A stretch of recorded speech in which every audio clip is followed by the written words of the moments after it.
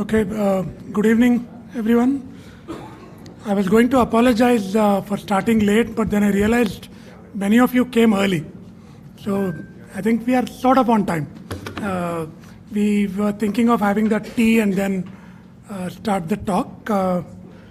So welcome to the first lecture in the UOH Engage series, what we are calling UOH Engage, which is meant to bring University of Hyderabad faculty in various disciplines to come and speak in the city and engage with the city, which it was felt that the university wasn't doing adequately for a long time.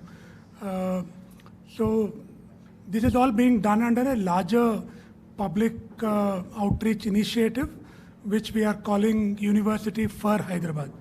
So we have been University of Hyderabad for over 4 decades, and people in Hyderabad felt we are university confined to Gachibowli and maybe beyond, but not so much in the city and for the city. So it was to make that correction that as part of our Institution of Eminence program, we have initiated this public outreach program. And within that, one of our ideas is every month, at least once a month, we'll bring one of our scholars, scientists, social scientists, philosophers, artists in University of Hyderabad to come and speak about their work. Yeah? And I'm really happy that we have Professor Omkarnath of the School of Economics to do this inaugural lecture. And as I was just, it's actually nice to see so many of you economic students coming in that bus. It was a pleasant surprise. I thought you guys have enough of economics back in that building. But I'm glad to see all of you to lend solidarity to this event that you have come. And we wanted to do this still in this month because economics is still sort of in the air after the budget, and we have also had other guests on campus the other day talking about GST and so on. It's sort of a good coincidence that we have another wider perspective on economics from our own professor. So may I now request Dean School of Economics, Professor Naresh Sharma, to introduce his colleague. I thought when he is there, I shouldn't be introducing Omkar. Naresh.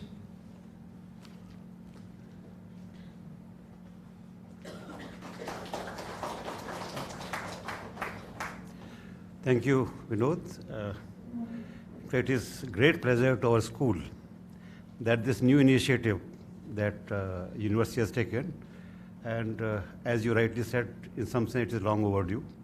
We have been at some level talking about this, that how this can become a place, public space for intellectual engagement for Hyderabad as such.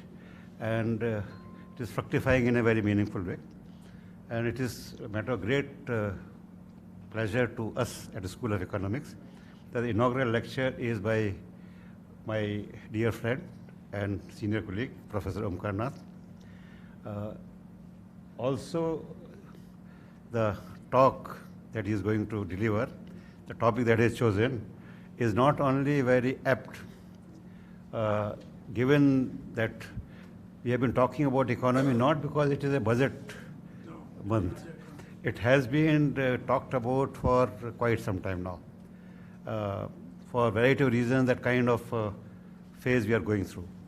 And I believe that in this part of the country, perhaps you could not have chosen a better person than Professor Omkarnath to talk about that. Professor Omkarnath brings his passion for academics. Okay. And I think this will be seen if anybody interacts with the students, that not only the research work that he does, but the kind of commitment to teaching and kind of commitment to and passion to teaching that he has, okay, is something to be admired, and I'm sure that all the students adore that. the way. Indian economy he has taught for several times in our school, but he has taught many important theoretical subjects, and in particular a subject which was not taught for some time before he joined School of Economics, capital theory. He has brought this alive to our school. So in a way this has enriched our school. Okay. His work is in many areas, Indian economy focused, political economy framework is there. He has brought about what we have talked from time to time, that classical economics is not of the past, but classical economics is what we do today in a particular framework. And that how this gives a complete picture of the understanding of the how economic works. Okay. And to give a picture about, in particular about the capitalist economy, but it will give light about other systems as well. So he does not just go by that you take some topic and give exposition to that. But what is the framework? How to understand phenomenon? So Indian economy could be, perhaps sometimes we even mention that what's happening in Indian economy, but how to make sense of what is happening there. And for that you require a theoretical framework. Okay. So in that sense, it is certainly pleasurable to us that he will be giving us talk today. And I thank you again for starting this series, as well as having this wonderful topic as a beginning. And my, of course, good wishes are there. We joined together actually this University of Hyderabad. So we have a collegial companionship for all this time. And I'm very pleased to be here with everybody. And I'm sure that everybody will enjoy. And this word will, it's also my hope that the people who have come from the Hyderabad, after this lecture, they will carry the word around to their neighborhoods, that what kind of things are possible in this Engage series. So in that sense, this will be a good opening for us, that it will spread the message around. Thank you. Thanks, Professor Sharma. Actually, a couple of colleagues of mine told me that they carry around economics primer written by you, published by Orient Black Swan. Yeah, so that should be mentioned. Just before the lecture, I'm sure after that you won't have time to stay on and listen to some of our plans. But the university, apart from this outreach program that I mentioned, we are also embarking on quite an ambitious restoration project of the heritage structure that you see in front, Sarojini Naidu's residence. We are working with INTAC, which is a big heritage organization based in Delhi. So both the Delhi unit and the Hyderabad unit are working with us. So we hope that in the next month or two, they'll give us the plans for restoration, and university is prioritizing restoration of Golden Threshold. For those of you students who do not know, this place was the hub of nationalist politics. Gandhi and many nationalist leaders used to visit, stay here. Residents of Sarojini Naidu, who went on to become the president of the Indian National Congress.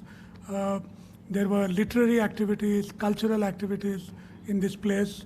Very syncretic Hyderabadi culture was reflected in these premises. And we want to make sure that these premises will once again resound to poetry, song, and music, and talk, intellectual debates, and so on very soon. Having said that, I won't stand between you and Professor Omkarnath, please.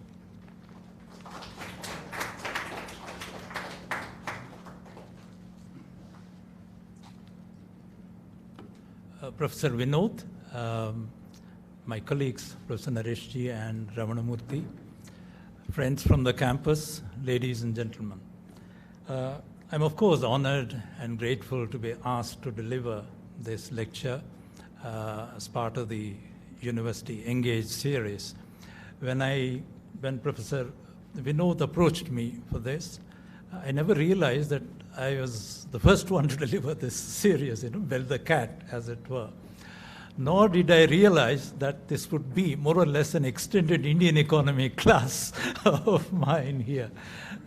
Although I do see a lot of our alumni sitting here and also gentlemen from the city, etc. I hope over time this composition will change in favor of the city rather than the university. When I was in Oxford, there was the famous story about the town versus gown, right? So, of course, that was an animosity between the town and the gown. I hope Hyderabadiyat will prevail over time. And the reason why I readily agreed and didn't to this is one of my passionate engagements have been how to bring about, demystify economics for a lay educated person. I think that's very important. It's very important now in this era when any discussion in the country on the economy is sort of reserved for experts. Very often these experts are PhDs from America, they carry PhD, etc.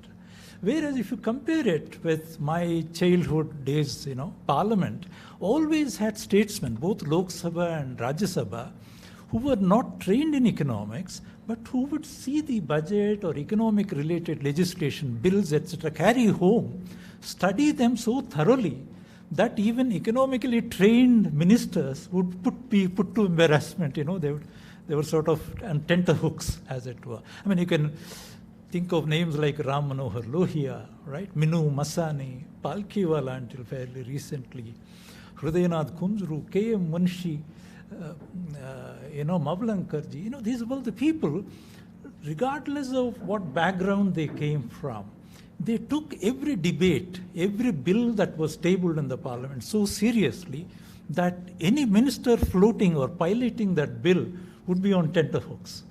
Pata nahi kya mil jaye, kya comments aa jayenge and all. So, whereas now, and that gave rise to another phase. Now, if you look at the parliamentary composition, if you watch the Rajya Sabha TV or Lok Sabha TV, the composition is very different.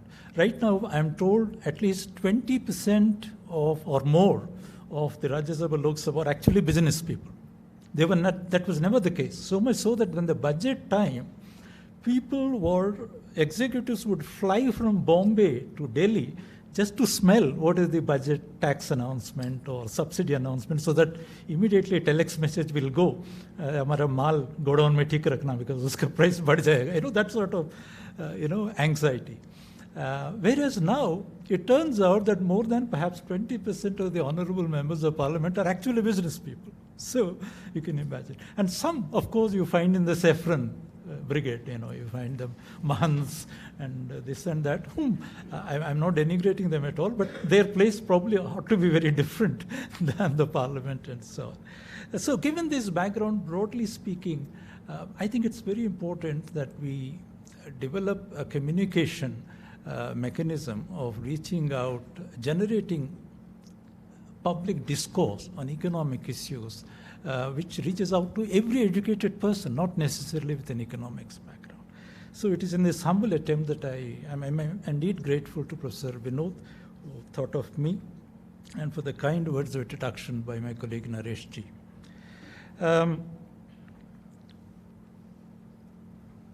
Let me start with these three platitudes or slogans about economics that have been floating around for a long time. There are three of them very famous, and not all of them actually originated in academia. They also originated in the civil society and so on, depending on their political sensitivities or perceptions of what economics was about. The first one was that economics is a dismal science. This had the background of Malthus, whose population theory, as you already know, have a very dismal account. You look, no matter how much of growth, etc., progress you make, ultimately you will relapse back into stagnation because population grows at a geometrical rate, whereas resources grow at best at an arithmetical rate, and so on. Now, this is, of course, has been completely, destroyed, demolished. We know that population doesn't grow the way the Malthus perceived, and overpopulation cannot be confused with underproduction, right? You can have a situation where you're producing less and make it appear as though there is overpopulation. Because of overpopulation, you're less well off, etc. So that stands demolished by a variety of people, demographers, historians, anthropologists, and so on, including our own Amartya Sen, who has spent considerable time in demolishing the Malthusian ideas about growth of population. So it's not a dismal science in the sense in which Malthus piloted the idea. Secondly, we had this idea of queen of social sciences, economics, and this was promoted by mathematical economist Paul Samuelson, a very powerful textbook writer. His textbook actually changed the way economics was taught, perceived. It reached, and in one of the things that he said, his famous doctoral dissertation called Foundations of Economic Analysis actually reduced economics to one principle, what is called the maximizing principle, or all economic problems are actually an aspect of constrained optimization, right? Scarcity is the ruling logic. So that would invite or enable the use of state-of-the-art mathematics, point sets, fixed point theorems, programming language, and so on. So this made him think that economics is the queen of social sciences because it is capable of employing some of the cutting-edge mathematical tools, etc. This again stands discredited to a large extent because scarcity cannot be the starting point of the study of economics, because if scarcity indeed is the biting constraint, you would not have unemployment of labor. You would not have underutilized capacity, industrial capacity. Both, if they were scarce, they should have been fully utilized. Secondly, if absolute scarcity of primary resources like land, population, etc., would constrain growth, then you cannot imagine a country like Japan emerging as one of the developed countries, because it has less of everything, the land mass, the population, everything, etc. So this completely, again, stands discredited. Then there was this third idea of common sense made difficult. This was used by a variety of people. In academia, Marshall used it for a very clever purpose. He tried to, he defined economics as the study of ordinary business of life and so on. He tried to promote a particular theory and develop, saying that the same theory has been developing for the last two and a half centuries, etc. He was a great synthesizer, a very clever synthesizer. And there was no break in economic theory. There was no break in paradigms. That was his effort. And in the process, he tried to bring in several analogies from biology, from anthropology, etc., to make it appear as though, it's all there. But actually, at the back of mind, he was trying to promote the idea that everything is explicable in terms of demand, supply, equilibrium, demand, supply, equilibrium, etc. That was the idea. So all these really stand, in some sense, discredited today in the wake of the several crises, both the global economy as well as the Indian economy has been going through. Then, as economics actually originated, it was called political economy. Now, political, the original meaning attributed to political is not the one that subsequently came to be associated with Marxian political economy, class, interest, power, etc. Originally, political meant that you are looking at state is an integral part of the economic process, whether it is French physiocrats or whether it is mercantilists or Smithian kind of thing. State is an integral part of the economy. And nation state had emerged as a phenomenon.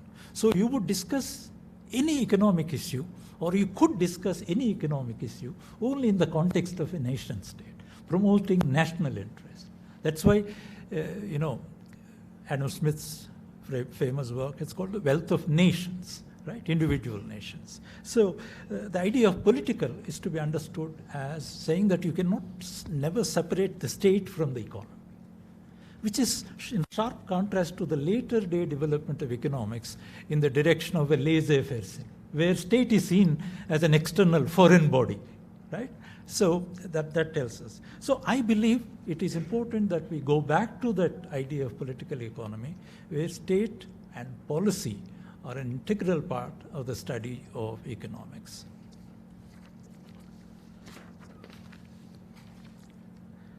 Now, why is Indian economy under the scanner last few months?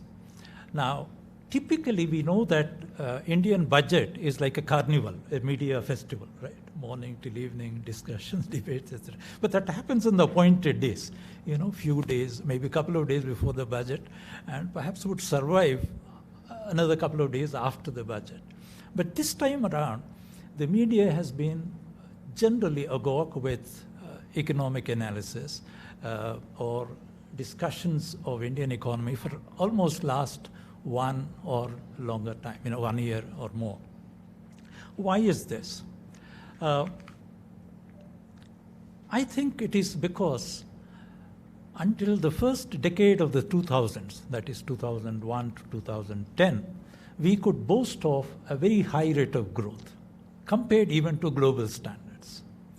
It was clear, formally speaking, apart from the data problem, data-related issue of GDP being overestimated, growth rate, etc. But the trends are more or less similar, whether you follow, there are two series of GDP numbers, one with the base year 2004-5, which is considered more reliable, and the other with base year 2011-12, which is considered suspicious. Right? Now, although there is a gap between these two, but the trends would more or less, look alike. Now, what does the trend tell? No matter which you take, which base year you stick to, that in the first decade, India registered a very significant rate of growth, both in India's own historical terms and also in terms of the global economy. The only other economy which was actually growing faster was China. Now, this trend got reversed after 2000 in the last decade, that is the second decade of the millennium. Now, this caused a lot of alarm in the sense, obviously, discussion, debate, and so on. So what really happened is there is a slowdown in the economy. A slowdown which would, a growth rate would have been celebrated in the 80s or 90s, 4.5%, even if you take a conservative estimate, would be still considered in real terms a very respectable growth rate. And net of the population growth, of course, our population rate of growth is much less than 2% per annum. When it was around 2% per annum, you would still have a growth rate of per capita income of 2+%, which was considered very high in those areas. But right now, suddenly, you're pushed to the, up on the growth league of growth rates, and suddenly you've dropped, right? Now the government maintained that, look, yes, growth rate may be lower, there may be a slowdown, etc. But still, India is the second fastest growing economy of the world. So that is the familiar political refrain that we have been witness to. Now, what does this decline or slowdown refer to? Essentially, it refers to slowdown in production, output, or national income, which are the same, broadly speaking, apart from the minutiae of conceptual fine differences, etc., which need not bother us here. Now, why is an economic slowdown in terms of a deceleration in the rate of growth important for a society? Why does it? Is it something, Bombay Stock Exchange, something goes up, comes down, bulls, bears, etc. So why are common people affected by it? If you're a shareholder, if you're an operator, sitting before the terminal, your own, and then playing the stock market game, that would be of interest to you. But why should an ordinary citizen, a man on the street, be interested in an abstract thing called the economic slowdown? Now, I think it's very important because it affects everybody, unlike the stock market trends, right? Now, we will see that this growth rate or lack of growth affects one way or the other the stakeholders of the entire Indian population. which can be grouped broadly under these categories. What we call producers, people who produce goods and services which constitute ultimately the national income or GDP. For producers, what does growth slowdown mean? It means unsold stocks, a built-up of inventories. You produced goods, but you can't sell them. And godowns are now overflowing with unsold goods. Now, that is a big problem for two reasons. Unsold stocks are a big problem for a producer for two reasons. What happens is, while in the process of producing those goods and services, goods, you have already paid the suppliers, people who have, supplied materials, etc. to you. And you would have certainly also paid wages to the workers. But what remains locked up in the unsold stocks are two elements. One is the capitalist profits. Unless you're able to sell that product, you will not realize the profit. Secondly, another thing that is locked up, unfortunately for the banking system, is whatever money that you have borrowed, the capitalist has borrowed at the beginning of the production cycle, principal as well as the interest, they can get paid only when at the point of sale. So unless he is able to sell what he has produced, he cannot realize his own profits, which is the primary objective of production, nor can he service the debt he owes to generally the banking or the financial system from wherever he borrows money. And everybody needs to borrow money either on working capital account or on capital expenditure account or long-term investment kind. Now, the second problem that discourages capitalist class is, in a time of recession, generally the price level also tends to be low. Just as you have, it's a kind of prices and output co-vary together, move together. If there is a decline in production, there is also bound to be generally. Very recent couple of weeks, we are now seeing signs of food inflation making a presence. Otherwise, last 6 quarters or longer, we have had a general price level measured by WPI, etc., has been showing a downward trend, which is a normal feature. And when you recover, it is also a normal feature that prices tend to go up a bit, because the capitalists have to hire labor back. The economy is picking up, and when you hire labor back into the system, you cannot write a contract based on the old wage agreements. You have to give them, because now employers are competing to hire labor, right? So that actually puts an upward pressure on the money wages and also the material supplies, etc. So that tends to push the price level up. So prices going down may be good news for us, who as consumers, as households, who buy things off the shelf. But if a producer class, farmer or a businessman or an industrialist, falling prices is a bad news, right? Rising money prices is good news. So that's then together these mean that idle capacity and fall in investment. One is, because you're not able to sell what you've already produced, the immediate consequence is a cutback in production, which means you're unable to fully utilize the capacity that you have. Earlier, for example, your plant was working 4 shifts because good demand. Now it is reduced to 2 shifts because a slackness of demand, etc. So that means, socially speaking, this also means a social loss of productivity, right? Society has created broadly set up this productive capacity, which can actually, if the demand is good, say produce 100 units, but because society is not able to demand, is able to demand only 60 units, it is producing only 60 units. So 40 units of output is a social loss, as it were, a permanent social loss, regardless of tomorrow whether you will pick up demand, etc. What is lost today is lost forever in terms of social productive capacity. So that is something which we have to realize in terms of understanding the implications of a slowdown for the system as a whole and for specific stakeholders. Next come the working people. I don't call working class because we have this problem of organized sector, unorganized sector. And a lot of working people are also producers. They combine in a complicated way. They're also producers, come employers, etc. Suppose family-run business, etc.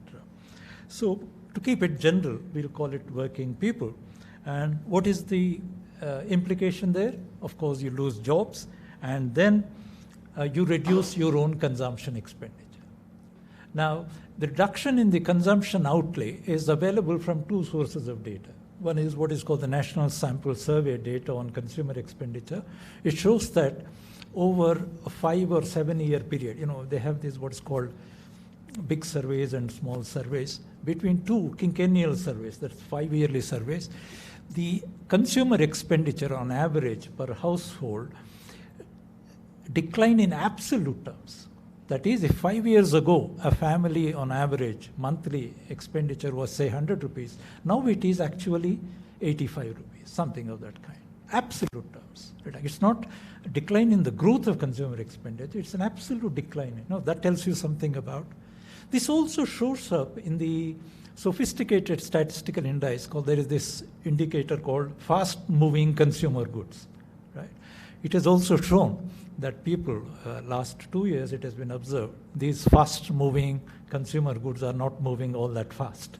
So people are not spending on certain. In fact, it was shown in the local newspapers that the tent house wallas, their business has slackened.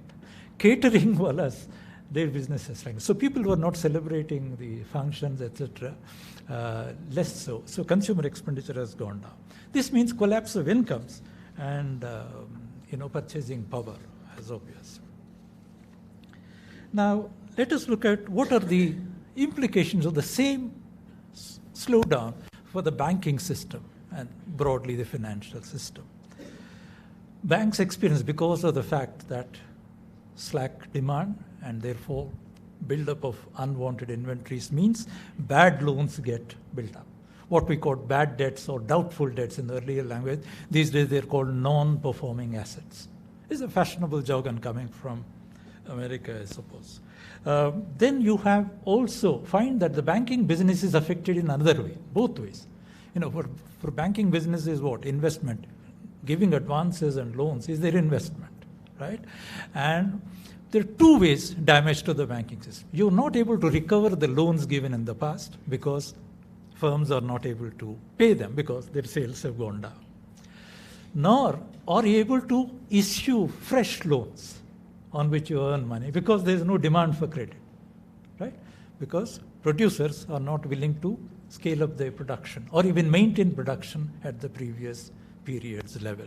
So both ways the banking system loses. This phenomena of connected crisis, financial crisis of the firms or the factories and the banking system is also known as the twin balance sheet crisis.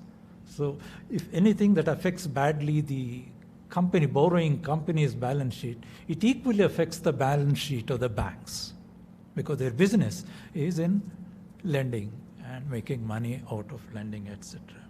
And as students of economics know, banking system creates money by issuing liabilities on itself.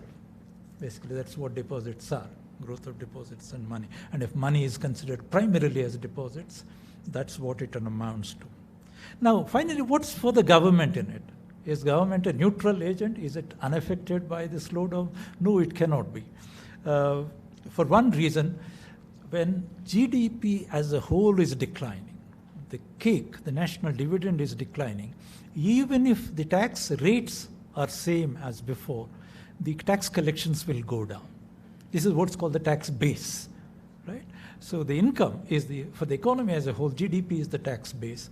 And if it is going down, no matter whether the old rates continue, the tax collections, revenues will go down. So government's own income goes down as a result of the decline in the national income.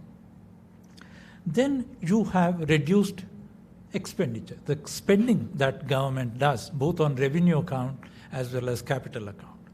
If you build a new school, it is capital expenditure. If you pay the salaries of an old school, it is revenue expenditure, right? So on both accounts, your budget, your spending you have to pull back, you have to, etc. So in other words, government as a component, government spending as a component of aggregate demand in the system is adversely affected because its capacity to spend is now reduced, because its revenues have now reduced.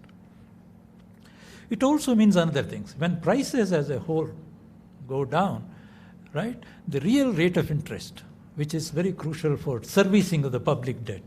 Public debt servicing means, debt is a stock item which builds over time. And the real terms, the real rate of interest goes up, and therefore the real burden of debt actually goes up. So in terms of not only is it revenue shrinking, and therefore its capacity to finance spending in the economy, both on consumption or investment, goes down, but its debt burden, as it were, increases to the extent that real rate of interest, that is, money rate of interest corrected for price changes, increases. So the debt burden goes up, right? Then, what are the policy responses? Given the systemic crisis affecting every part of the system, every stakeholder, you fall in one or the other of these groups. What are the responses, typical responses of the government? The first, until very recently, the first important response was no response at all. I mean, you sit quiet. Neither the finance minister, nor the chief economic advisor, nor the prime minister's economic advisory council, nor the Niti Aayog would talk about, it pretend as if nothing is happening, Except that Mr. Mohan Bhagavat, I must give him credit, of RSS gave a public statement, it was on the television, saying that, these upturns, downturns happens everywhere. We should not make much of it. Government ko bother mat kijiye, don't trouble government. And that's exactly what he said, and I watched it on the TV. So basically, it was in a denial mode. It started saying that, look, nothing, there's nothing basically wrong going, etc. Then occasionally, as pressure mounts, controversies over data, controversies over one sector after another, complaining that we are having this problem of slackening demand, etc. Then slowly, suggestions or press statements are issued by the government. And the first one was that, look, the entire global economy is shrinking, so why do you make an exception out of India? All right? Now, there is an interesting parody to this statement. What is the parody? Just as when the government was busy trying to tell the people that, look, it's a global phenomenon. It's somewhat reminiscent of Mrs. Gandhi when she was the Prime Minister, when people spoke of corruption. She said, corruption is a global phenomenon. Why do you talk about it? So, but the parody of this is, the moment the government official sources declared that, look, it's a global, the entire global economy, recession, etc., then the IMF chief, who is an Indian, Gopinath, actually went on to the press, it's because of the downward pressure on India's growth rate, it has pulled down the entire growth rate of the world economy. So India has now suddenly become very important in terms of not only its own growth numbers, but also the growth numbers of the global economy. So that is the parody. Another parody is, you can blame on the global recession only in the event that your exports and imports account for a large share of your GDP. This is what's called the exporter ratios, right? Your trade exporter is rate. Some time ago, we had the Nobel laureate economist, Joe Stiglitz, with us. And after in the question answer session, one student said, global economy. He said, what is the ratio of, GDP or exports? He said 20-odd%. Then you should not bother about global economy. You have a vast domestic economy.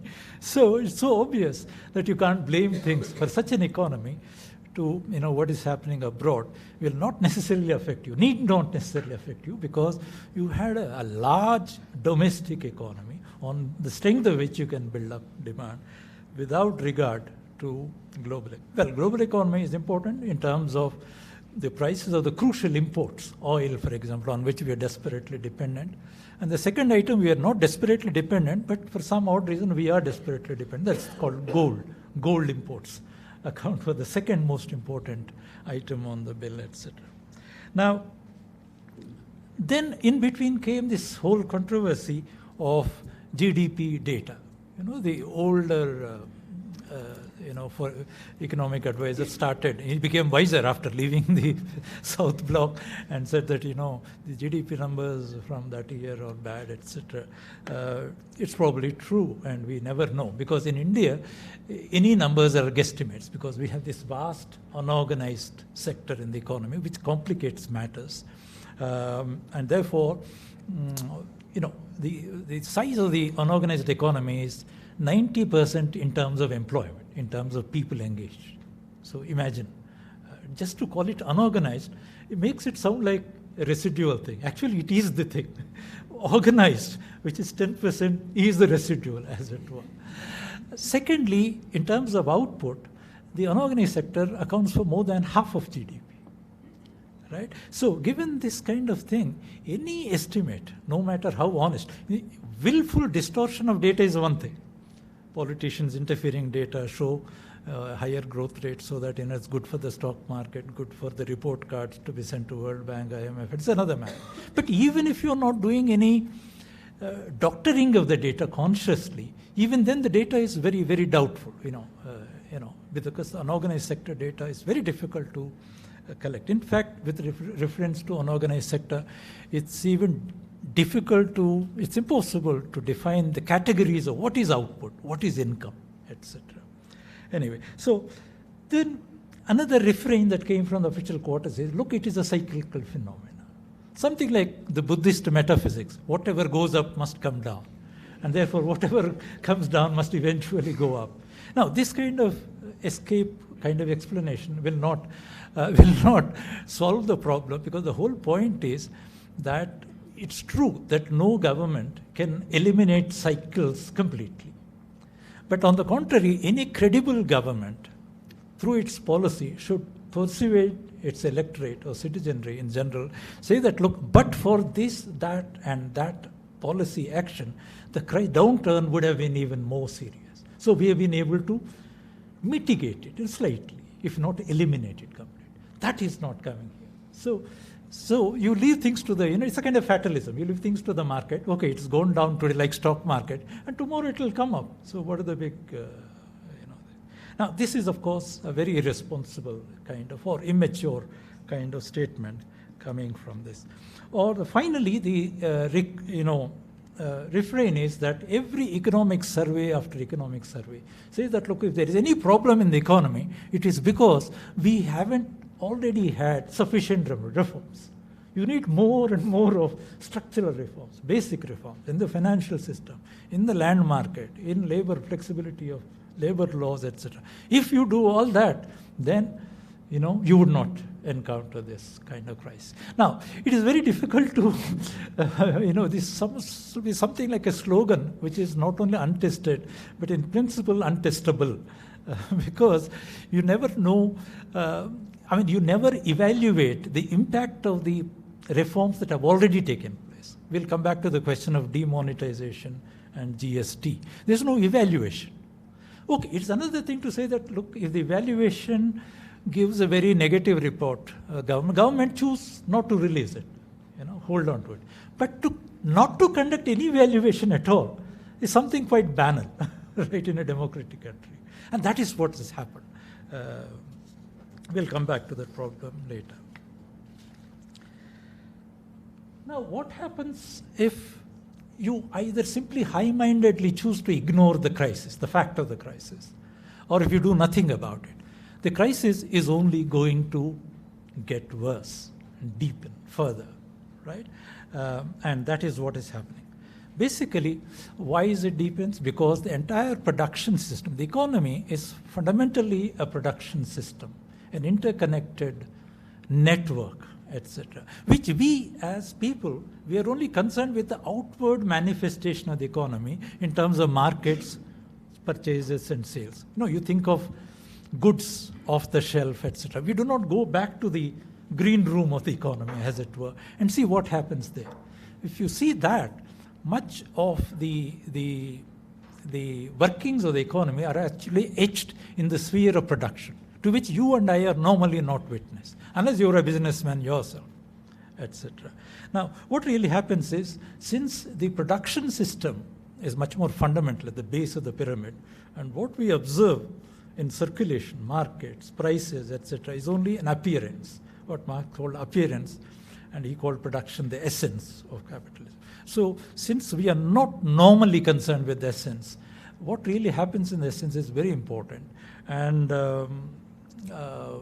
unfortunately, the standard mainstream theory looks at production process as a linear process between so-called factors of production and final output. It does not look at the production system as an interrelated network. Consequently, whatever happens in a particular node, suppose auto industry is suffering, right? It's not limited to the auto industry at all, because all those people who are supplying various parts of the car are affected by the recession in the auto industry. The steel wallas, the fabricators, the paint and chemicals wallas, the rubber wallas, the electronic component wallas, all those industries which are feeders of inputs into the auto industry, they suffer. So it's not just the auto industry that is suffering. Not only this backward effect or backwash effects of recession in a particular sector, but there are also forward effects. To the extent auto sector has declined, the servicing of auto industry, car insurance, repairs, spare parts, all businesses, they also decline. So you can never for a long time, for a considerable time, say that, look, this crisis is only about the auto industry, right? And if you do nothing about it, sooner or later, and in fact sooner than later, it spreads across the system. It becomes a pervasive phenomenon. Now, what is the role of economic policy in this? I mean, by the very name, policy means what? You are intervening into the workings of the economy in order to improve the workings of the economy, right? So it's necessarily, a policy means an interventionist policy. Whether it's a good intervention or a bad intervention, or the kind which makes things even worse, it is a different matter. But you cannot have a policy and say that government stands neutral, etc., right? It is, whether one likes it or not, even in the most advanced capitalist countries, which are supposed to be pure capitalist centers, the size of the state, public sector broadly calling, and not only public administration, but also production units, etc., or nationalized industries, etc., together account for anything about 30% of GDP. I'm talking of the advanced capitalist countries. So there's no pure capitalist economy in the sense. They're all mixed economies, substantially. So in other words, that shows something about whatever government does or does not do will have an impact on the economic system. Now, basically, what is it that economic policy is supposed to do?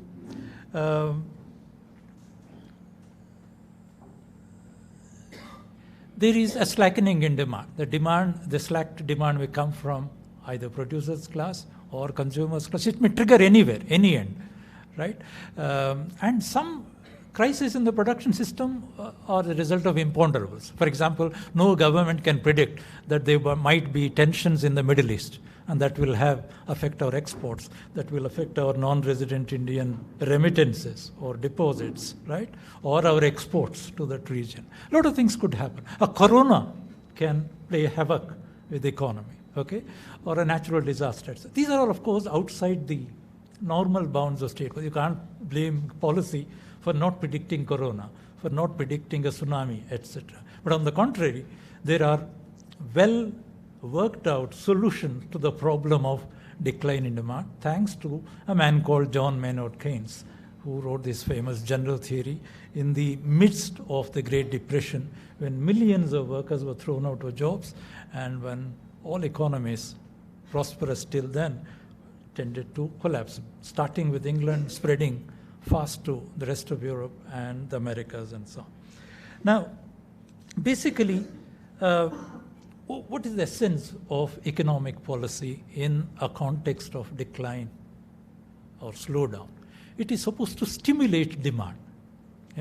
stimulate demand, or whatever slack in demand on account of the private economy, that is producers and workers, etc., you should be able to, through policy mechanism, make good that shortfall so that the decline is arrested or the downward trend is mitigated, if not completely eliminated, right? So that the heavy social and political costs of unemployment, loss of output, loss of incomes and purchasing power are somewhere, met with certain solution, etc. Now, this is what is required. And Keynes had shown that as long as there is no shortage of primary resources in the system, that is, as long as there is slack in the system or underutilized capacity in the industry, as long as there are unemployed hands, labor in the system, the government can literally print money, and as it were, spray around the money through a helicopter, as it were, and yet create new generation, new jobs and resources. And this money spent by the government can return to it. In other words, whatever government invests, no matter how, can come back. It can be self-financing. In other words, under certain assumptions of price stability, etc., if the government expenditure, both on its own consumption and its own investment, through highways, bridges, infrastructure, public goods, etc., broadly public capital expenditure, the money will create a multiplier effect on incomes, outputs, and jobs in a way that at the same tax rates, you will be able to earn back that money through increased tax collections. So much so that, in principle, what you get back in terms of increased tax revenues would have financed your initial expenditure. So it is what is called self-financing, and this is one of the famous results of Keynesian macroeconomics, contrary to what was known as the Treasury view of England, where the Treasury views, Treasury is the finance ministry of England, where they said, like Victorian Puritan attitude that, look, government should never go in for deficit. You should, you must cut your coat according to the cloth, the old kind of thing.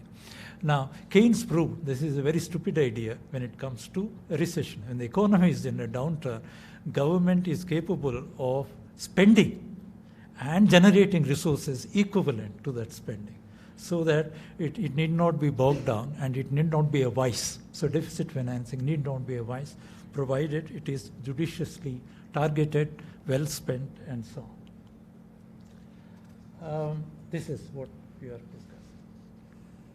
Now, in the immediate context of India's recession, what is it that the government could have done? Any thoughtful, sensitive government. Now, it's not as if these solutions are not known, or people are not wise or educated enough, etc. But somehow it seems, somewhere, it seems the government thinks that, look, good economics is not what brings you votes. So let us concentrate on those issues which bring you votes. Next election, preparing for the next bumper result. So not only Lok Sabha, Rajya Sabha also next time, etc. No, I think the priorities completely have changed. It's not as if government people, in the government or concerned people with the economy, etc., are unaware of this. But as ordinary citizens, educated people, responsible citizens, we must remember this. Now, scale up. One of the things that they can immediately do is there is a backstop national relief program. Broadly, I will call it a relief program. People like John Dredge, etc., have very different ideas of it. I don't think a Mahatma Gandhi National Rural Employment can be a way of life. It can be a backstop relief program, which, if necessary, suppose if there is a crisis in the system like the one, or there's a flood or natural disaster or a crop loss, crop failure system-wide, you can immediately activate them, put some purchasing power into the poor's hands. The advantage of putting 1 rupee in a poor man's hand is you are sure that he is going to spend 90 paisa of that 1 rupee. Whereas the same 1 rupee, if you put in a corporate captain, industrialist, he may not spend more than 20 paisa, because that 20 paisa of his rupee would be much more. right? So it is wise, immediately, if you want to stimulate demand on consumption across the system, the best thing, obviously, to do is it's nothing to do with any normative consideration of being nice to poor, etc. It's simple logic of poor would always spend a large part of the rupee that they will earn, additional rupee that they will earn. On that ground alone, scaling of Narega would have been an immediate, easily done task. But unfortunately, what is happening is the arrears payable to the Narega workers have piled up, and states are not getting reimbursement from the center. So that option is, have never been thought about. The second thing they can do is to increase capital expenditure.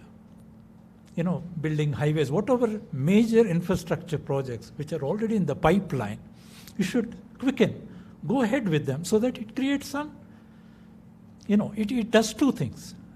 Public investment in infrastructure simultaneously solves two problems. One, because it puts new purchasing power in the hands of the people, it will stimulate consumption demand.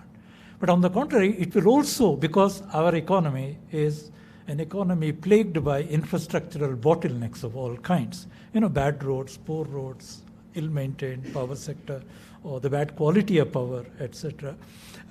All these could also simultaneously solve the supply side bottlenecks.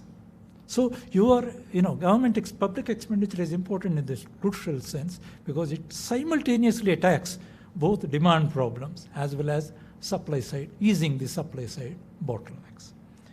Then on tax front, this is the spending side. On the tax front, it could do actually in principle interesting things.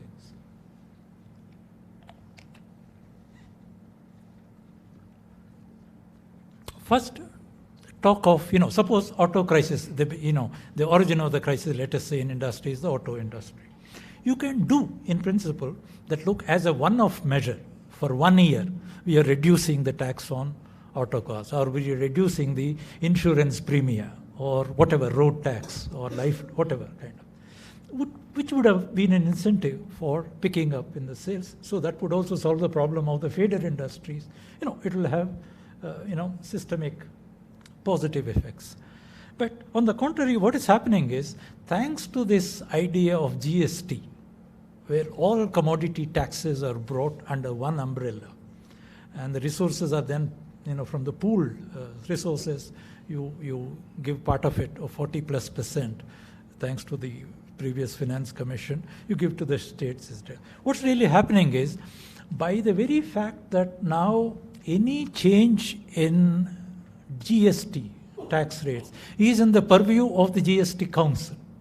The finance minister or her ministry cannot do anything about it.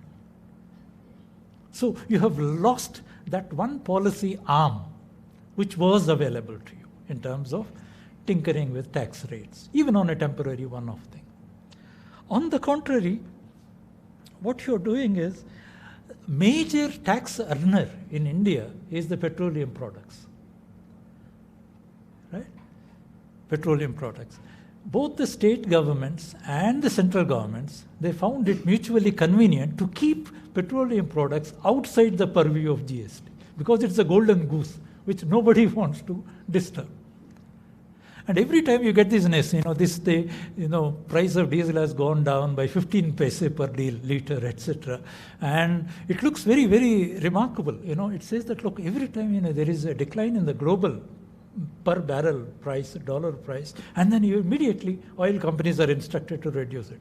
But actually what is happening is that 15 paise increase or decrease is not going to solve the problem because there is a dead weight of almost 55% of tax on a liter of oil, right? Which creates a massive inflationary potential for the system. Because oil is a basic intermediary, a universal intermediary. A high tax on that account. And GST rate, the maximum rate is about 28% or something like that. Now, whereas they're getting more, more out of the oil. So because it suits, it acts like kind of a gold, goose that gives you a golden eggs. Both the states and center have connived to say that, look, let us keep oil outside the purview of GST, but everything else comes under GST.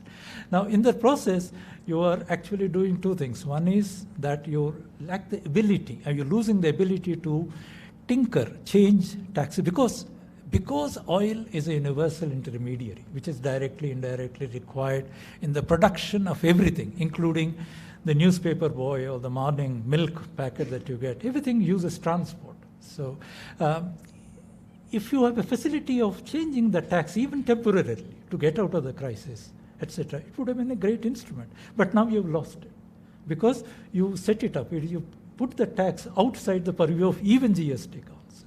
Because people, when they say, why 28% itself is a high tax, why are you putting 50%? So it's another way of losing policy maneuverability as far as taxation is concerned.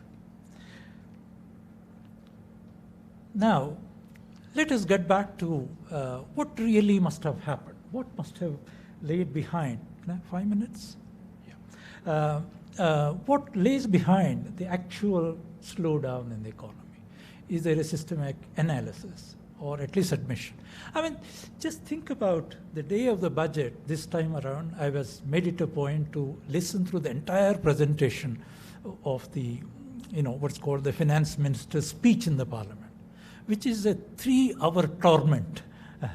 And I had many tea sessions listening, trying to wake myself up and listen to. And even Nirmala Sitharaman, towards the end, people saw that she was undergoing some discomfort, fatigue. So Rajnath Singh cleverly popped up toffee or something to her, so that she took it. So probably so that she would not suffer a glycemic kind of attack, etc. Now, this 3 hour of Mahabharata that you listen to does not tell you anything about what is the analysis of the government of the crisis. You may agree with that analysis or not is another matter. But 2 pages you should be able to convey to the nation, to the members of the parliament. Look, this is, in the view of the government, the problem of the economy.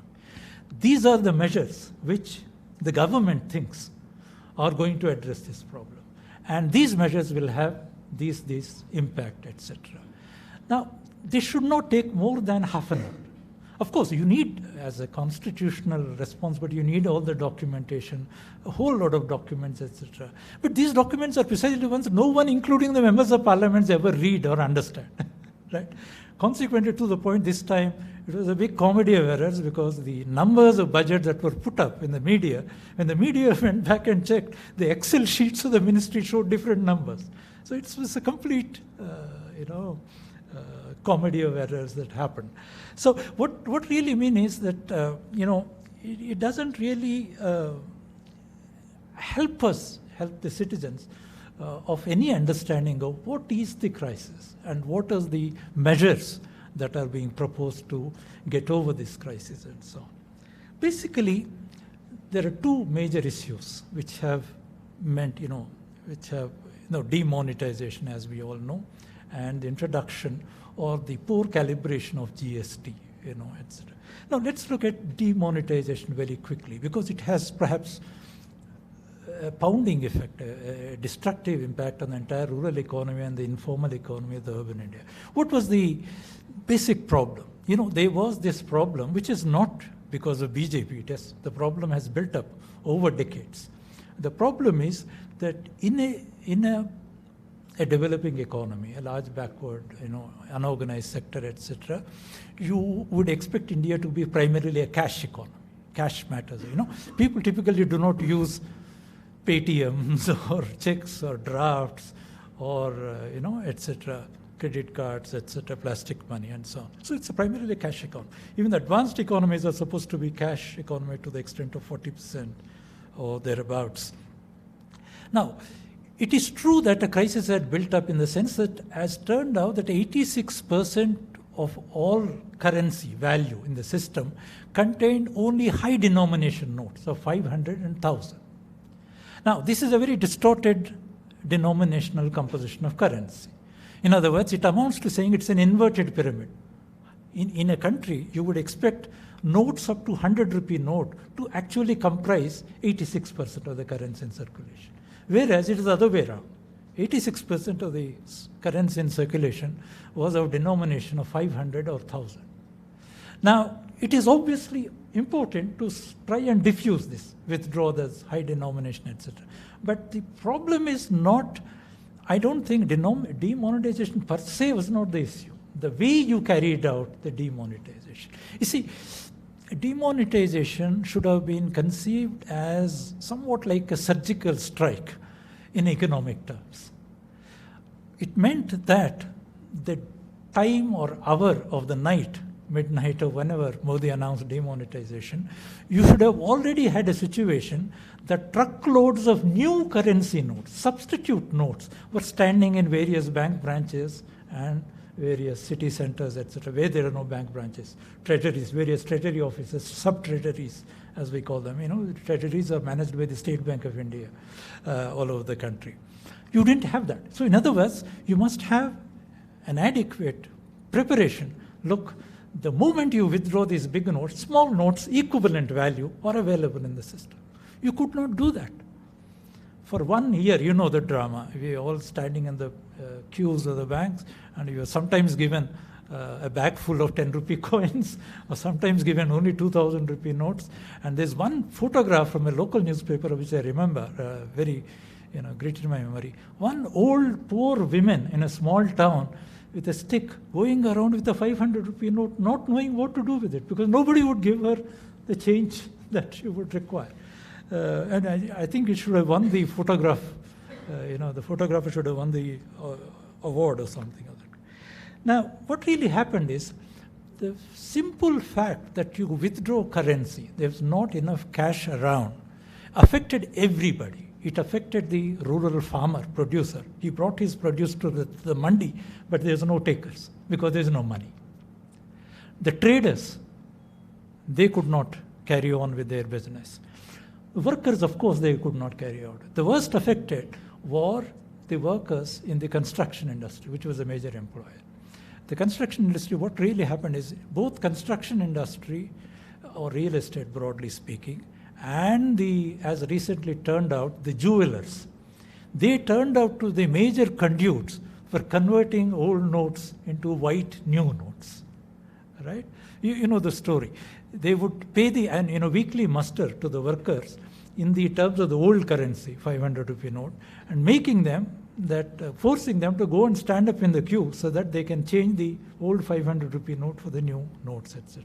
So, and you know the story, the back office story of people with black money going in bundles, and the cash officers were bought over, you know that whole drama. Basically, what happened is, not only did the demonetization not realize its stated objective of eliminating or at least mopping up considerably the so-called black money, it hasn't been able to, because the statistics revealed that the entire old currency came back to the banking system.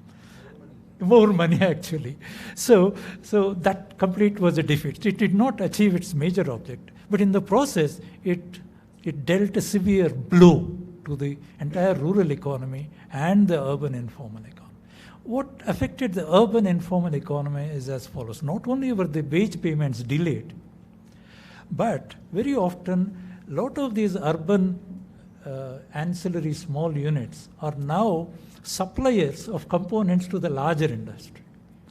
Now, once the larger industries, what's called receivables, they don't pay up these smaller firms, which are suppliers to them. It's outsourcing, as it were. Then their production stops, and they get affected. Then they have to throw workers out of job who are already poorly paid and under bad conditions and so on. So it stymied the entire non-registered or unregistered manufacturing as a whole. And it affected, of course, the agriculture sector, which is the bulk of the account. So this meant that rural consumption, rural business, rural trade, everything got a big blow because of demonetization. And the parody is that not till today has either the Reserve Bank of India, which apparently was an unwilling participant of this demonetization, it was thrust upon the RBI by the Prime Minister, etc., who thought that it's a great clever thing to do, probably would get us big votes, etc. Not only the RBI, but the government inside, for its own internal purposes, had done an evaluation. What has been the impact of demonetization in selected regions through a sample, etc. So we don't know I mean, there's no official admission, let alone. It might not admit to a crisis, but on the contrary, I think it should be a normal process of an evaluation of a major policy. That has not happened. GST, another important thing is, it is obviously very interesting to think that, look, all your indirect taxes are brought under one umbrella. It would increase efficiency, movement of goods across the country without the loss of time at checkposts and so on and so forth. But on the contrary, the way it was done, everybody, it should have been a calibrated approach. First 1 year, only corporate sector. Second 1 year, registered small industry. Third year, so that the culture of GST, filing the returns. Now, imagine one actually person from Jaipur or somewhere apparently went and complained to the minister, look, I can't file these returns, new returns. He said, have a computer. He said, I have a computer. I can buy a computer. And also hire a man who can, the chartered accountants, the tax consultants, have a booming business now because they know how to fill the forms for them and they charge a fees. And finally said that, look, I can buy a computer, I can get a man, hire a man, but I have no power in the village. So how will I run the computer, right? So this is the parody of, GST, without proper calibration, you just like demonetization. Demonetization, of course, has to be like a military operation. But GST need not be of that kind. GST could be implemented phase-wise and in a phased manner. Now, what are the constraints? Can you hear me? Have I done something to the microphone system? Maybe I've done something to the cable. Yeah. Thank you so much. What are the constraints? That is, even if government wants to do something about the slowdown, what are the constraints that it finds itself besieged by or surrounded by? One is the fiscal fundamentalism. In other words, all your reforms, all the international agencies tell you that, look, fiscal prudence is important. And you brought out a whole law, legislation, placing limits on the amount of deficit or borrowings, roughly speaking, that central government or state governments can actually incur. That ties up your hands, right? You cannot. And also there are annual targets fixed, year-to-year targets, so that after a certain point of time, your fiscal deficit, revenue deficits should be zero, and fiscal deficit should be very low, etc., desirable. These are desirable objectives. Obviously, revenue deficit is more pernicious than fiscal deficit, because revenue deficit means government is not able to run its daily household business, run its governance, the cost of governance, let alone it being a major investor, stimulator of expenditure, demand and consumption. Now, these are of course lovely. But then fiscal fundamentalism in a situation of this systemic slowdown is unpardonable, because while it is important that you achieve fiscal consolidation over a period of time, you need not be tied to year-by-year targets. You can bring about consolidation over 3 years, 5 years. So you should look at fiscal consolidation as an average of 3 years or 4 years, depending on the trend of the economy, right? If this is bad today, you spend more this year. Next year, suppose the going is good, you can then withdraw the fiscal, so that you even out over as an average of say 4 years or 5 years, your overall fiscal deficit comes down, not up. But that calibration, that flexibility is lost because the government generally finds itself tied to these targets, etc. Because if you find that the fiscal deficit, this is somewhat linked to the phenomenon of global finance, whereas the entire global economy is now dominated by finance capital rather than real capital. Any increase in fiscal deficit will be seen as a bad report. That would affect your financial inflows into the system. That will in turn affect your reserves position, your capacity to buy, or your international liquidity, or capacity to buy things from abroad, etc. So that's why there is a fiscal fundamentalism fear. Then the funniest of things that happened is, whatever tax revenues were due to you, you axe them out of your own volition, even without any demand. The classic example is Nirmala Sitharaman suddenly slashing corporate income tax rates, which even corporate captains were not expecting. They would have been happy if there was a reduction in commodity tax on cars or whatever. But there is a recession, your sales are not picking up, and you are given this price that you have more income at your disposal. Now it is a gift the corporate could not reject, nor could they swallow. So it is a kind of an odd situation solution. And I'll leave the rest of it. Then if you look at a long view of the crisis that has been built up. In other words, while it is the refrain of the government to say that it is a cyclical phenomena, structurally we are all right, etc., but actually cycles and structure or underlying trend cannot be separated, right? And there has been underlying trend which has been built up even beyond demonetization and GST. And what is this? The larger malice is economic reforms have never even touched in principle. Good reforms or bad reforms is another story. Agriculture sector has never seen any reform, good or bad, taking place right from 1991. Nor does the public sector, which is a major sector, which has built up the basic economic foundation, infrastructure for our country. It has become a bad word, even for Indian National Congress, which started this Nehru-Mahalanobis strategy, built up and so on. So, and public sector, so the very manner of sequencing the reforms was very odd. You focused on financial sector reforms, Narasimham 1, Narasimham Committee 2, over the real sector economy. You focused on external sector, trade reform, rather than the domestic sector. You focused on the private sector rather than the public sector.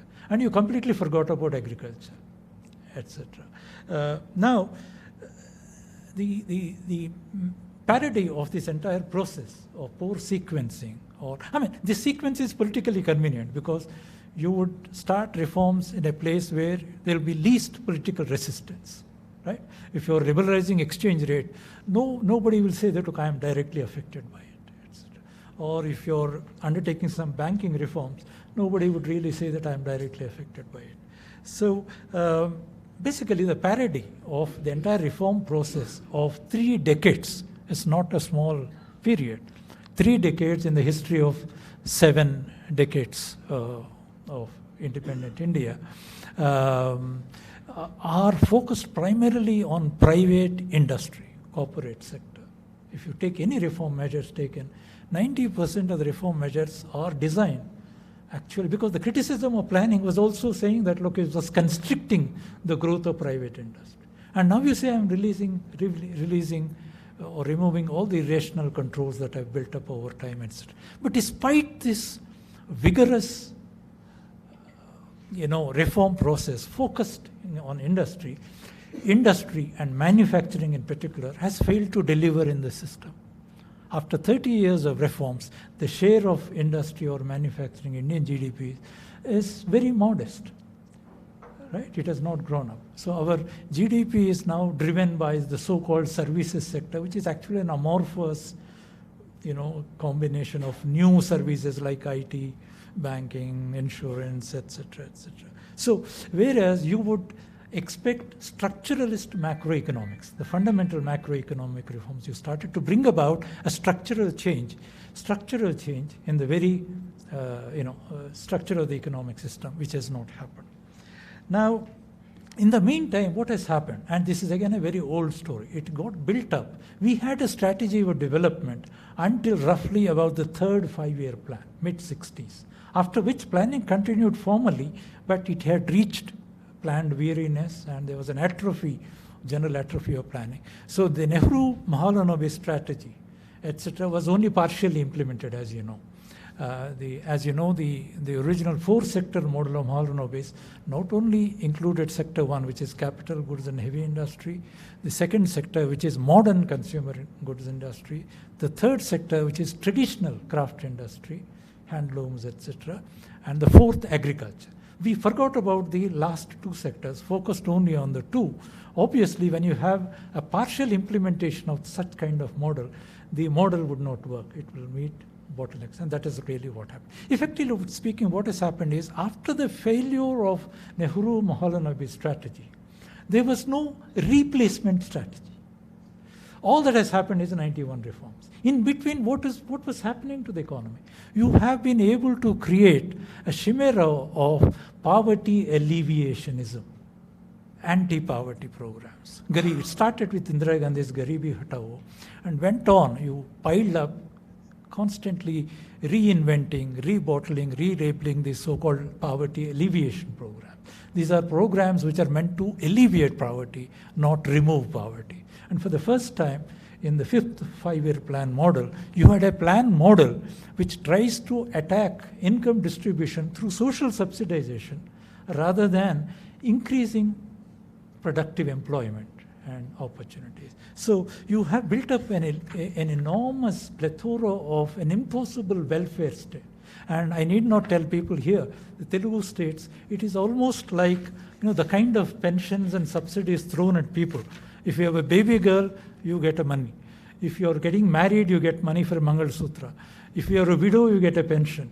And KG to PG education, free everything, free 108, Navaratnas, whatever they mean, etc. So you have now, the entire political system is now hinging on this constant doling out of social subsidization, not reducing all producers' class to a poverty relief-worthy population. You throw some crumbs at them, and then the poverty is politically maintainable, and the elections will go on, etc. Now, this kind of non-strategy is the parody of the thing. So there are two crossroads that are happening. One is either you push ahead in the same manner of the reforms and maintain the vulgar social subsidization, by which I mean poor are actually made prisoners of their own circumstances. You don't give them the instruments of development. They don't want to be at the beck and call, at the charity of the government. They want to work, produce. They have a history. As late as 1600 AD, India was a major manufacturing power in the world. It accounted for 1/5 of global manufacturing output. And look at the rank of manufacturing now, 4 centuries after.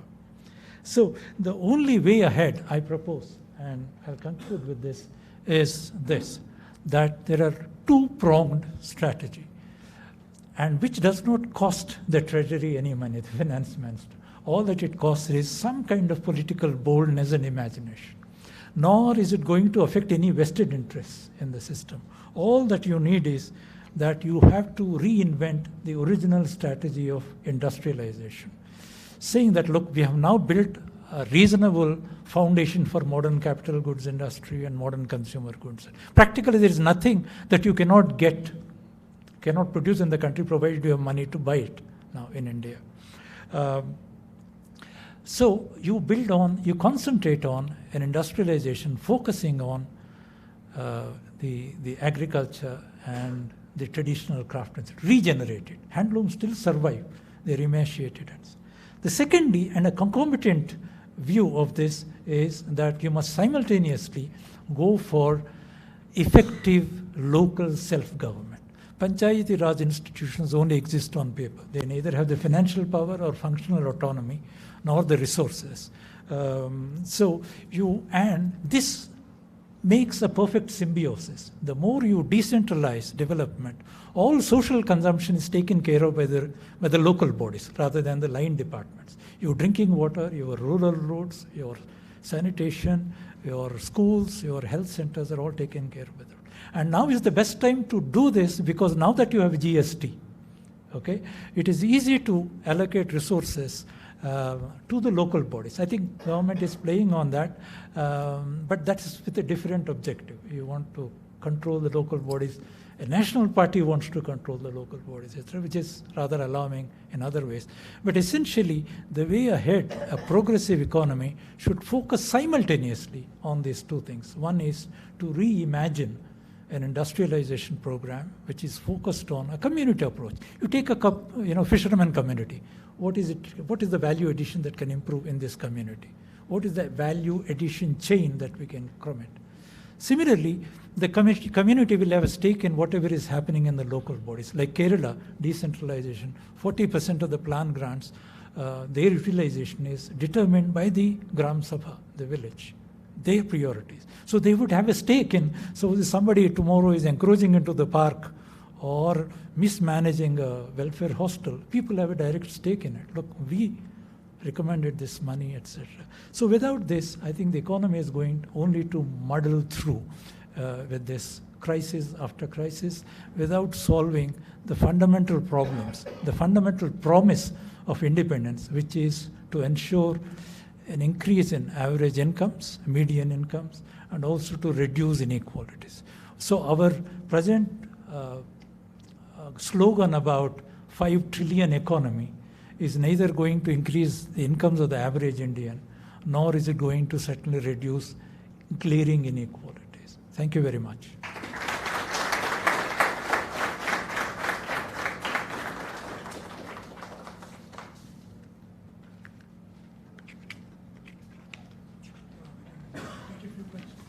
Yeah. Yeah, time for maybe like 2-3 questions. So thank you for that brilliant lecture. Not only in analyzing what the crisis is, but also towards the end, giving us a sense of what the crossroads was meant in the title, and perhaps the path forward, which sounded a lot more Gandhian than Nehruvian economic analysis that we started with initially. Okay, open to some questions, comments here. Only one question from a senior person. Somebody can come here with the mic. You are analyzed really properly, particularly towards the rural economy and the traditional way of going ahead. That is more important this time because it would have balance because today the thing is only it is culture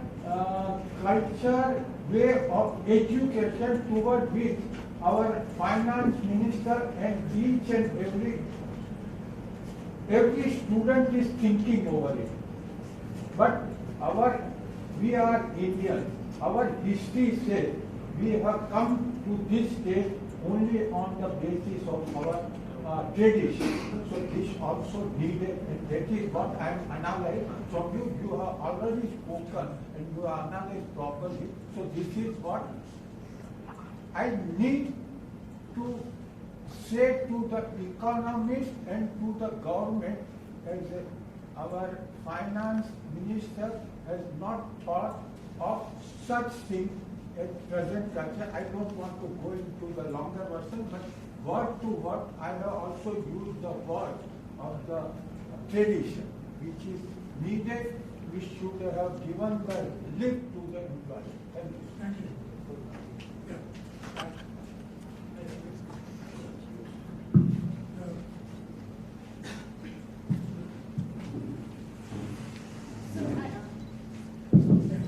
Sir, I have a question regarding the budget. So one of the highlights this year was the government's decision of selling its stake in LIC. So that resulted in a lot of uproar. So given that the economy is in a slowdown and the government is refusing to accept it, do you think it is a smart move right now to mobilize revenue through selling, or will it be another failed idea given that the economy is in a slowdown and markets might not be able to absorb it? You had a question? Thank you, sir. Yeah. I have 2 questions. The first 2 questions is related to the Keynesian multiplier, whether it works in a developing economy or not.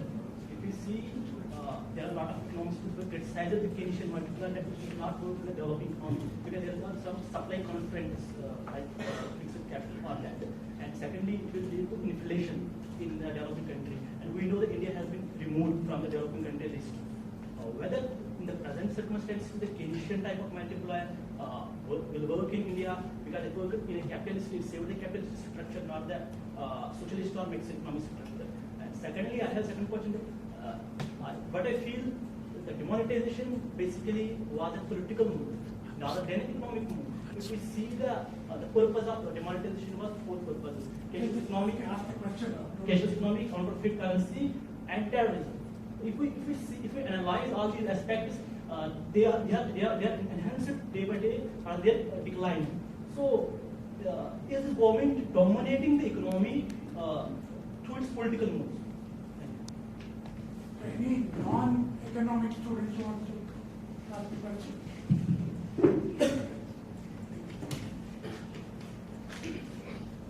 My question is, I want to know, like, we have failed in industrialization here. Yeah. So my question is, like, why over the decades we couldn't become a manufacturing sector, we couldn't do anything about manufacturing, but on the other side, we have been doing so much about the services sector. So, I mean, what is the main reason for this? Is it because of Indian side, or is it some colonial past, or something else? Yeah, I will. Okay. Yeah, I have one Yeah. sort of naive, non-economist economist question. The analysis of this slowdown, I mean, you had also mentioned, like others have done, about the drop in consumption, right, as one of the elements of that crisis. I was also thinking if they are also advocating sustainable living, having a more sustainable livelihoods, consumption is supposed to be much more moderate anyway. I mean, how do we balance the need for promoting more sustainable lifestyles and livelihoods with the bemoaning of the loss of consumption, Can you hear me? Yeah. Thank you for these interventions. I agree with you, sir, completely that there is an element of culture and tradition, but the important thing is how to isolate progressive elements of culture and tradition from the reactionary, elements of culture and tradition. In fact, one famous economist said that economics is actually a study, an aspect of culture, study of culture. So there is a substantial meaning there. But the whole problem is whether culture is the same thing as religion, whether Hinduism is the same thing as Hindu philosophy or Hindutva, etc., are some things which we need to educate ourselves and also think broadly. The second question is about LIC. Yeah. See, it's a very important question. We haven't had time to look at. One reason why the decline, recession is happening is the collapse of what is called the non-banking financial institution. As you know, the collapse of the ILFS and other NBFCs. Now, if in this background, there is this ridiculous thing to actually try and put up a good organization called LIC for sale. Why is it stupid? Because LIC, unlike a bank, has a very different asset portfolio. You're selling policies and you're continuously getting premium. But you don't have to, it's like banks, they don't have to keep cash ready in case of anybody wanting to withdraw money on the same day. Because unless somebody dies, you're not going to settle the LIC policy. And there is a nice life table which gives the probabilities of deaths of it. So in the process, LIC builds up a massive fund called Life Fund, from which it has been financing public sector, especially public utility like power corporations, electricity boards, and even the corporate sector. So it has been a major contributor to the long-term finance of major industries in India. Now, and it has contributed a lot, not only to spreading insurance, which is, of course, recently it's become through health insurance that it has become. Earlier, buying an insurance policy was basically a tax management trick, So it is completely idiotic. What is happening dangerous is, first, you lost money through unwarranted, undemanded, unasked for cut in corporate income tax. So you lost money there. Then you made the Reserve Bank of India to pay you from its reserves to the extent of 1.5 lakh crores, whatever that big number is. Now, it turns out that that entire money drawn from RBI's reserves is spent on consumption, etc., it would have stimulated the economy, created jobs, incomes, production, etc. But now that is only going to make good the hole that Nirmala Sitharaman created for health through tax concessions, which were completely unwarranted. So both the crisis of the NBFCs and the fact that tomorrow's fiscal deficit, whatever, there's confusion about numbers of fiscal deficit also, the fiscal deficit that will be projected is not going to contribute in net terms to stimulate the economy, because it is only going to substitute for the hole in the revenues that you made. So it is completely disingenuous to think of, what was the original idea of disinvestment of the public sector? Disinvestment from healthy, progressive public sector unit, develop a pool of money which can then be used to nurse back to health the sick units of the public sector. But illegitimately what government has been doing, not just this government, even the previous, you are using the proceeds of disinvestment to finance your budget, which is completely illegitimate. So that answer. The next question was yours about the multiplier. It's true that the multiplier is much more complicated today in an open economy and so on.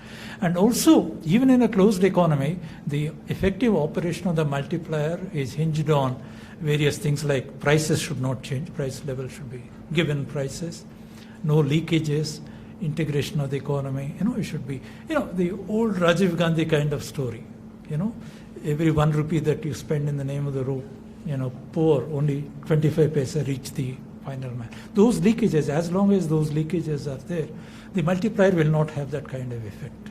You're absolutely true. Then, what was the question? Sorry? Yes. You see, this is the kind of structural issue. Why does manufacturing not grow? Why does manufacturing not flourish in India? It is related to the vast sector of poverty in the vast. You see, how can manufacturing go? Manufacturing is supposed to harbor increasing returns to scale, unlike agriculture, which is normally constrained by the availability of land resource, which cannot be augmented by any mechanism because it's a non-reproducible resource that a society has. Whereas industrial capital in principle can expand without limit as long as there is demand for it. Now, why is there no demand for it? It's precisely because the average income of an Indian is so low that you cannot pick up demand. And this is linked to what Professor Vinod was asking. You see, we are not looking at in terms of trade-off, consumption, in terms of sustainability. You're not talking about the consumption of the rich. You're talking about the consumption of the very poor, who are the majority, right? So any increase in their consumption is going to be good for everybody else. Because manufacturers, when you set up capacity industry, you have to find a buyer. Where is the buyer? Because he's so poor that he cannot even think of buying your goods. So it is in the interest of capitalists themselves that poverty is eliminated, not just politically managed. I hope.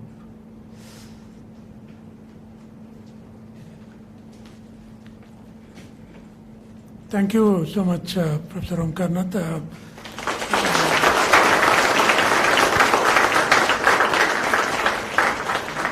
I think as the first of the UOH Engage lectures, I'm sure you will all agree we couldn't have done better. I think this is exactly the kind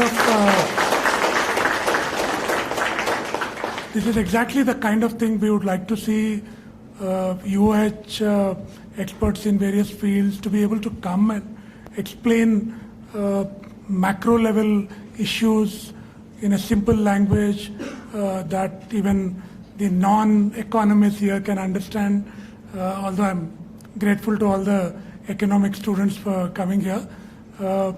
Hopefully we will see at least some of you for more non-economics things coming up at Golden Threshold. In March, we have a couple of events already planned. March 13th, there is a Department of Communication event. So, this is a bit confusing, but there are some events that the University for Hyderabad team is organizing for the university, and there are a bunch of events that anybody could organize, including departments. Yeah, so Department of Communication is doing a book discussion on the 13th of March, a book written by one of our former PhD students, just published by Routledge, Gender, Citizenship and Identity in the, what is it called, in the Indian blogosphere. She's analyzing women bloggers. Sumana Kasturi's book has just come out from Routledge. She'll be in conversation with Professor Joe Taki, who is a very well-known media scholar, who is from UK, spending a month with us this month. So they will have a book conversation around this book. March 14th, we are hoping, we are still working out the dynamics of that, but if it works out, we are planning, I think it's on a Saturday, right, Kirtana? All of Saturday, there will be a sort of an art fair.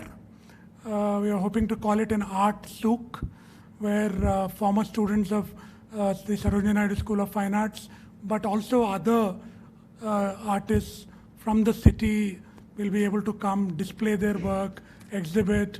Perhaps one could buy some of their art as well. So that will be an all-day event on March 14th. Also, there is a talk by Professor Chakravarti Bhagavati, the Dean of Computer Science, who works on image processing issues. He's likely to do a talk in March on some of these new invasive image-based technologies that have come, including facial recognition, fingerprinting, body scanning, and so on, and their implications for issues of privacy. That will also be in March. So hopefully some of you will now get on the mailing list if you are not already on it. But for University of Hyderabad, these events are being circulated by our internal communication media.